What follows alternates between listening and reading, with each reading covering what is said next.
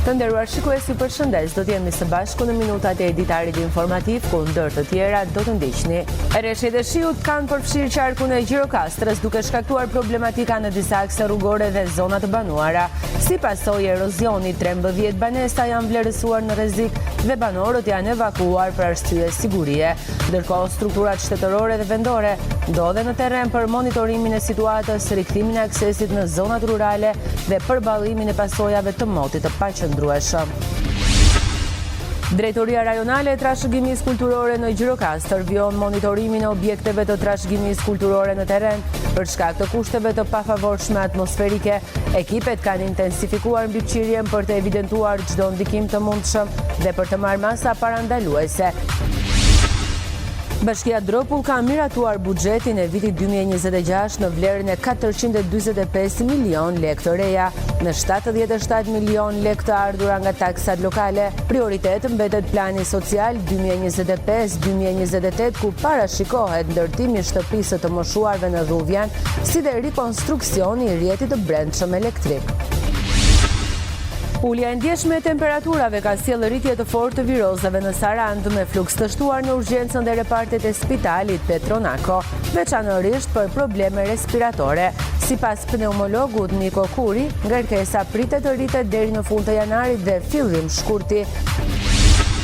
Ju njohim tani më gjerësisht. Rreshtet e shiut kanë përfshirë qarkun e Gjirokastrës, duke shkaktuar problematika në disa akse rrugore dhe zona të banuara. Si pasojë e erozionit, 13 banesa janë vlerësuar në rrezik dhe banorët janë evakuuar për arsye sigurie. Ndërkohë, strukturat shtetërore ndodhen në terren për monitorimin e situatës, rikthimin e aksesit në zonat rurale dhe përballimin e pasojave të motit të paqëndrueshëm. Në qarkun e Gjirokastrës vijojnë rreshtet e shiut, të cilat kanë qenë të pranishme gjatë gjithë natës dhe po vijojnë ende. Sipas të dhënave, situata po monitorohet nga të gjitha strukturat përgjegjëse. Nga Drejtoria Vendore e Policisë bëhet me dije se aksi rrugor Gjirokastër-Tepelen vijon të jetë i kalueshëm me një sens pranë zonës së shkallës së zezë. Edhe gjatë ditës së sotme do të vijojë puna në të gjitha bashkitë e qarkut për normalizimin e problematikave në qendrat urbane dhe hapjen e segmenteve të bllokuara në zonat rurale. Qarku Gjirokastër paraqet situatën më problematike, kështu që në bashkinë e Gjirokastrës, lumi Drino në aksin Gjirokastër-Tepelen është afruar trupit të rrugës, gjë që ka kërkuar ndërhyrje të menjëhershme për forcimin e argjinaturës. Në disa fshatra, Odria, Lungëri dhe Zagori, po ndërhyjet në disa akse rrugore të bllokuara dhe në një urë të vogël në aksin Krin, Tranoshisht, Saraqinisht. Në bashkinë Dropull, ura e Glinës mbetet problematike, ndërsa po punohet për lirimin e akseve Pogon Dropull, Zagori Libohov të bllokuar nga Dëbora. Puna e forcave në terren po vijon edhe në aksin Përmet. Në dogana e 3 urave është bllokuar, si dhe në njësinë administrative Frashër dhe disa fshatra përreth ku ka problematika për shkak të rreshjeve të Dëborës. Në bashkinë me Maliaj ka problematika të shkaktuar nga lumi Vjos në tokat bujqësore, ndërsa në Tepelen qarkullimi në aksin Tepelen-Gjirokastër realizohet vetëm me një korsi në zonën Shkalla e Zezë. Në qarkun e Gjirokastrës, për shkak të erozionit, rrezikohen 13 banesa, banorët e të cilave janë evakuuar dhe strehuar pranë të afërmve ose në konvikte. Ndërkohë, për sa i përket bashkisë Gjirokastër, po vijon puna për rikthimin e aksesit rrugor, veçanërisht në njësinë administrative Antigone, fshatin Dhoksat dhe zona të tjera përreth. Vijon puna intensive për ta bërë të mundur sa më shpejt aksesueshmërinë e rrugës së fshatit Dhoksat, të dëmtuar nga rreshtit e fundit.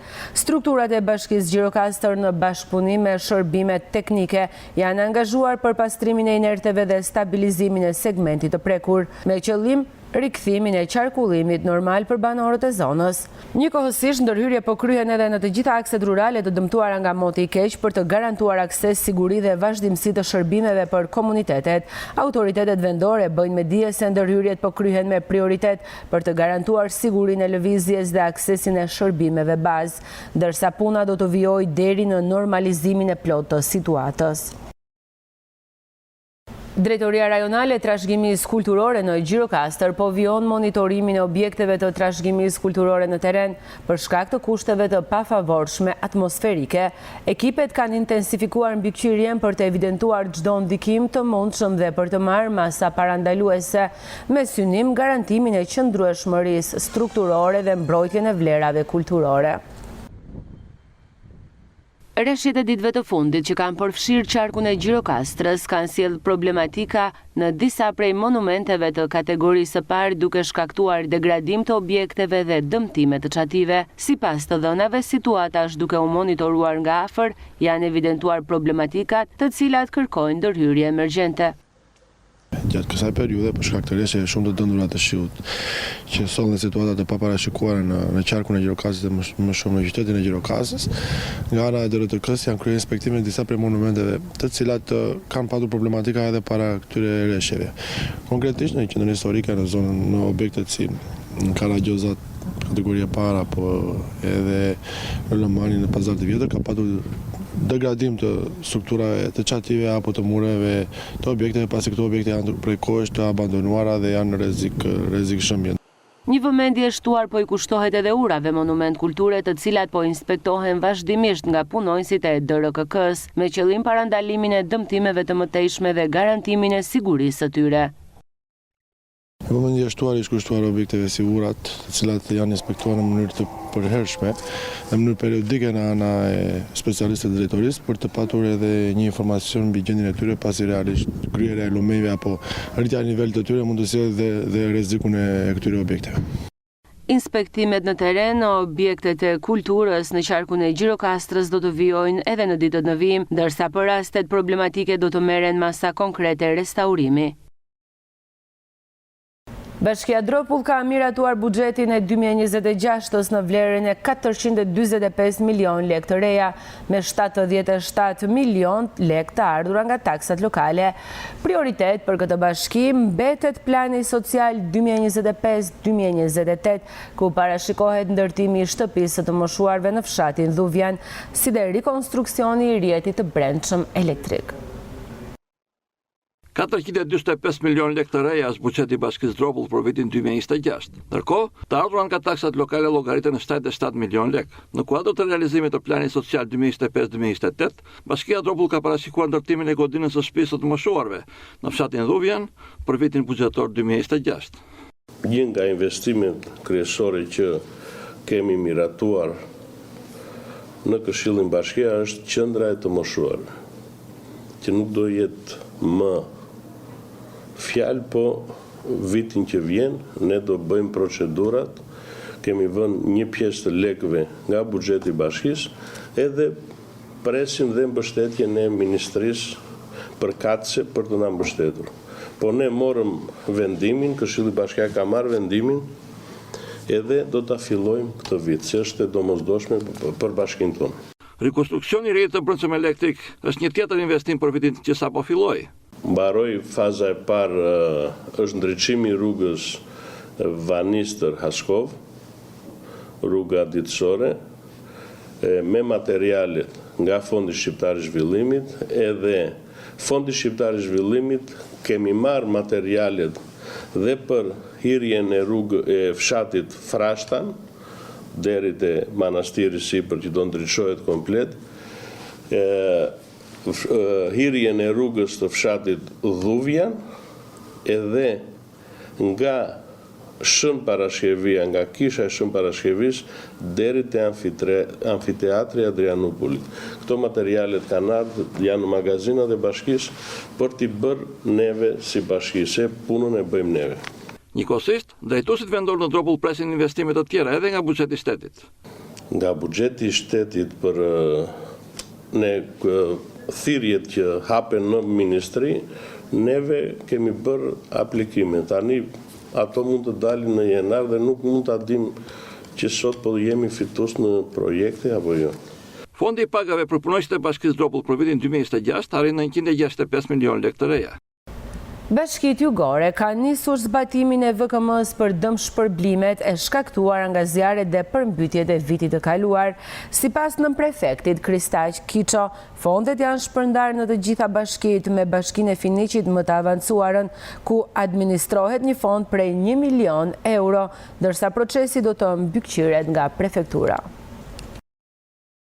Shirat e rrëmbyeshëm këtë fillim janari kanë sjellë dëme në infrastrukturën rrugore në disa segmente në jug të vendit, si dhe kanë rrezikuar të mbjellat, bagëtit dhe banesa, ndërkohë që strukturat vendore dhe ato të emergjencave civile janë të angazhuara për të mbajtur situatën nën kontroll. Në Bashkitë Jugore vijojnë procedurat për finalizimin dhe shlyerjen e dëmeve të shkaktuara nga zjarret dhe përmbytjet e vitit të kaluar. Nënprefekti Kristaq Kiço thotë se ka nisur puna konkrete për zbatimin në praktik të VKM-s për zhdëmtime. Më e avancuar në këtë procedurë, sipas Kiços, është Bashkia e Finiqit, ku është në administrim fondi prej 1 milion euro, por fondet përkatëse kanë marrë të gjitha bashkitë. Është miratuar me vendim të Këshillit të Ministrave edhe dhënia e dëmshpërblimeve. Në fakt për Bashkinë e Finiqit është miratuar, është dhënë një fond rreth 1 milion euro për përmbytjet vitin e kaluar, i cili është miratuar, ka kaluar edhe në Këshill Bashkiak, edhe pritet implementimi tani për gjithë zonën që është prekur, në fakt për infrastrukturën rurale më sakt, por edhe vendimi i Këshillit të Ministrave që u jep të drejtë bashkive, u jep fonde dhe të drejtën e bashkive për të dëmshpërblyer ato familje të cilat kanë humbur banesat në periudhën e zjarreve, ose kam pas humbje në blegtori, por edhe në bletari që kemi pasur në një masë shumë të madhe dëme të tilla.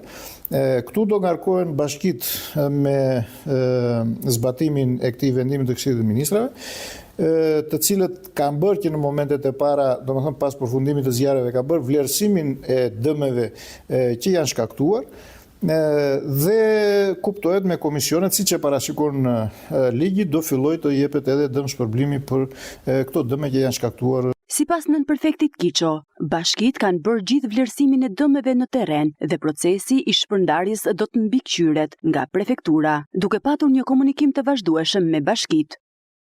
Gjatë dimrit rriten viroza tek fëmijët, kryesisht infeksionet respiratore me koll dhe temperaturë. Pediatri Albert Lama këshillon që në rastet me temperaturë mbi 39, vështirësi në frymarrje apo përkeqësim të gjendjes, fëmijët të paraqiten në urgjencë.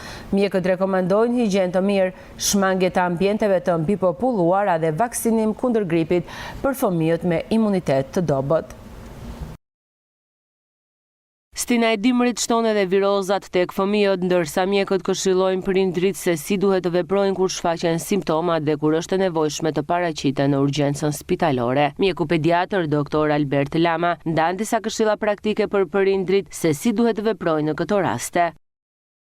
Zonin ku jemi, problemet më të shpeshta janë problemet e infeksioneve virale që prekin kryesisht traktin respirator ose të frymarrjes. Manifestimet janë me koll, temperaturë dhe më pas variojnë në varësi të gjendjes, mund të kemi edhe me marrje frymë ose situata më të rënda të cilët shtohen në spital. Përveç temperaturës me frisone që quhet myksore ose me ether në termin popullor, dhe që temperatura katapulton në mënyrë të menjëhershme me të dridhura me ndjesi ftohtë dhe shkon mbi 39 gradë dhe po e afro. Atëherë ky është një rast që kërkon një asistencë spitalore të përkohshme në urgjencë ose në varësi të gjendjes, po në tutje e vlerëson mjeku që viziton. Mjeku Lama këshillon prindrit të konsultohen me mjekun dhe jo të japin antibiotik fëmijëve pa recetën e tij. Mjekim pa konsult mjeku në mënyrë absolute nuk duhet të niset. Të vetme gjërat të cilat në kushte shtëpie pa konsult mjeku, derisa të shkojë në konsult mjeku, prindi mund të bëjë, janë antipiretikat. Domethënë të japi një paracetamol ose një ibuprofen kur mosha e lejon, për sa i përket temperaturës mbi 38 dhe më pas të paraqitet tek mjeku, por të konceptojt fillim trajtimi apo recetë pa konsult mjeku, kjo nuk është diçka që hyn në anën profesionale. Mjekët rekomandojnë se mënyra më e mirë për të parandaluar gripin është ruajtja e një higjiene të mirë personale dhe shmangja e vendeve shumë të populluara për fëmijët me imunitet të dobët ose që vuajnë nga ndonjë sëmundje tjetër. Vaksina kundër gripit është e domosdoshme. Ulja e ndjeshme e temperaturave ka sjellë rritje të fortë të virozave në Sarandë me fluks të shtuar në urgjencën dhe repartet e spitalit Petronako, veçanërisht për probleme respiratore. Sipas pneumologut Niko Kuri, ngarkesa pritet të rritet deri në fund të janarit dhe fillim shkurti. Ai apelon për paraqitje në kohë të mjeku dhe shmangje të mjekimeve tradicionale për të mos mbi ngarkuar urgjencën, sidomos për fëmijët dhe të moshuarit. Në këtë fillim janari, ftohja e motit në nivele jo tipike për Sarandën ka sjellë krijimin e një situate të rënduar virusale. Në urgjencën e spitalit Petronako vëren fluks të shtuar, ndërkohë që në repartin e patologjisë, sidomos në ato të sëmundjeve të brendshme, paraqiten çdo ditë më shumë pacient me shqetësime serioze. Ka pas shumë ngarkesë. Situata virale është shumë më avancuar tani në krahasim me disa ditë më para vitit të ri. Ka shumë raste me virozë që paraqiten edhe në repartin e urgjencës dhe në repartin tonë sot të shërbimit të mushkërive. Ne mendojmë se do rritet ky fluks. Mendojmë si do rritet. Zakonisht e ka piku arrin në fund të këtij muaji, nga mesi muajit fillon të ketë një ngarkesë shumë të madhe dhe nga fundi muajit e fillimit shkurtit ka shumë ngarkesë pastaj. Rekomandimi që jep doktor Niko Kurti është që të vlerësohet çdo prekje nga virozat e stinës dhe sidomos pas ditës së tretë me temperaturë, të mos vazhdohet me mjekime tradicionale, duke anashkaluar paraqitjen tek mjeku i familjes e tek mjeku specialist. Të shikojnë një situatë virale dita e parë, dita e dytë e tretë, por në vazhdim pastaj të paraqiten gjithmonë pranë një mjeku, të mos vazhdojnë vetëm me mjekime qoftë dhe popullore dhe vetë. Duhet të marrin pas ditës së tretë me temperaturë dhe me shqetësime, duhet të paraqiten pranë një mjeku, qoftë të mjeku familjes dhe të mjeku specialist.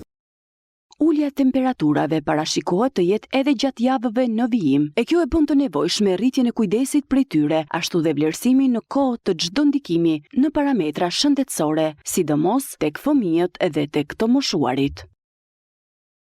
Tashmë qytetarët mund të rinovojnë dokumentet e identifikimit në çdo zyrë Identitek, kudo në Shqipëri, me udhëzimin e ri për të gjitha riaplikimet për pasaportë biometrike dhe kartë identiteti standarde ose të përshpejtuara. Procedura mund të kryhet pranë çdo zyre aplikimit të Identitek në të gjithë territorin e Republikës së Shqipërisë, pavarësisht njësisë ku qytetarët janë të regjistruar në gjendjen civile. Ky lehtësim synon të rrisë aksesueshmërinë dhe fleksibilitetin e shërbimit për qytetarët, si dhe për të reduktuar kohën e kosto televizjes. Nga ky ndryshim përjashtohen rastet kur pasaporta e fundit është aplikuar përpara vitit 2012. Këto aplikime do të vijojnë të kryhen vetëm në zyrat sipas vendbanimit të qytetarëve në përputhje me procedurat në fuqi. Karta identiteti tërhiqet pranë zyrës së aplikimit, ndërsa pasaporta biometrike pranë drejtorisë vendore të policisë në qarkun ku bëhet aplikimi. Identitek mbetet i angazhuar në përmirësimin e vazhdueshëm të shërbimeve ndaj shtetasve shqiptar përmes zgjidhjeve që vendosin në qendër nevojat e tyre dhe lehtësojnë aksesin në shërbimet e identifikimit.